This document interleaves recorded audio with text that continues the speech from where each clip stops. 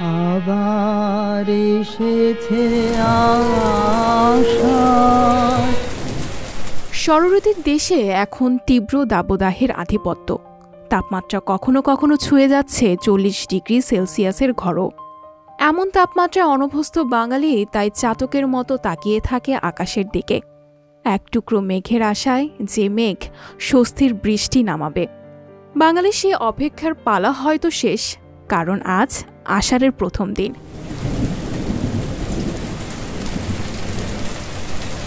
কবি কালিদাসের ভাষায় আষাঢ়স্য প্রথম দিবস্য, ব্যাকুল যক্ষের মতো বাঙালির উদাস হওয়ার দিন। নদীবিধৌত এই জনপদে এক ভিন্ন আবহের স্রষ্টা এই ঋতু। আনুষ্ঠানিকভাবে বর্ষাকালের সূচনা আজ থেকে, যদিও এবার বৃষ্টি হচ্ছে বেশ আগে থেকেই। আরও বৃষ্টির পূর্বাভাস জানিয়েছেন আবহাওয়াবিদরা। কৃষিনির্ভর বাংলাদেশ অনেকভাবে ঋণী এই বর্ষার কাছে। তবে বিপত্তি ঘটে অতিবৃষ্টিতে, একই দশা আবার অনাবৃষ্টিতে। খরা যেন না হয়, তেমন চাই না কারো যত্নে লালিত মাছ ভেসে যাক বর্ষার পানিতে। চাই ইলশে গুড়ি বৃষ্টিতে বেশি বেশি ইলিশ উঠুক উজান ভাটি পাড়ি দেয়া জেলেদের জালে। সে ইলিশ শুধু শহরবাসীর জন্য নয়, জেলে পাড়াও সৌরভ ছড়াক ভাজা ইলিশের গন্ধ।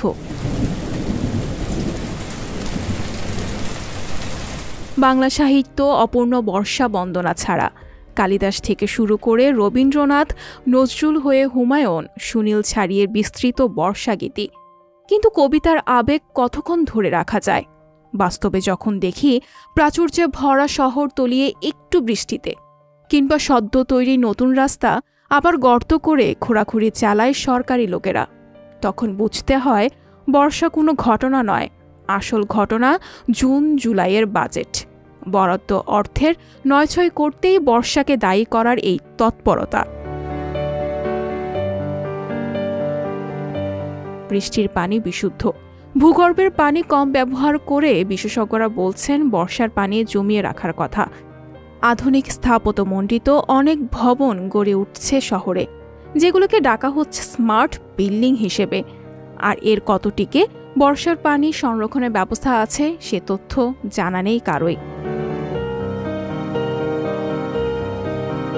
তাই মনে হয় বৃষ্টিস্নাত প্রকৃতি যেন কাঁদে আমাদের মানুষের অসহায়ত্বে। একেই কি আমরা বর্ষা নামে ডাকি? আমরা ঝিরিঝিরি ভিজতে থাকি, পথে নামতে বাধ্য, কিন্তু প্যাসেঞ্জার না পাওয়া রিক্সা চালকের মতো। ক্রন্দনের বর্ষা যেন না আসে, প্রশান্তির বর্ষণ যেন সবাইকে ছুঁয়ে যায়, যাতে স্নিগ্ধ হয় চারপাশ। যদিও ইটকাঠ পাথরের শহরে বর্ষা স্রেফ এক ঋতুমাত্র, ফ্ল্যাটবন্দি মানুষের হৃদয়ে কখনোই প্রবেশ করে না বর্ষার গান, যা উপলব্ধি করেছেন কবির সুমনও। তাই তার গিটারে বেজে উঠেছে রিয়েল এস্টেট শোনো কি কখনো মেঘ মোল্লার। সানজিদা শম্পা, সংবাদ প্রকাশ।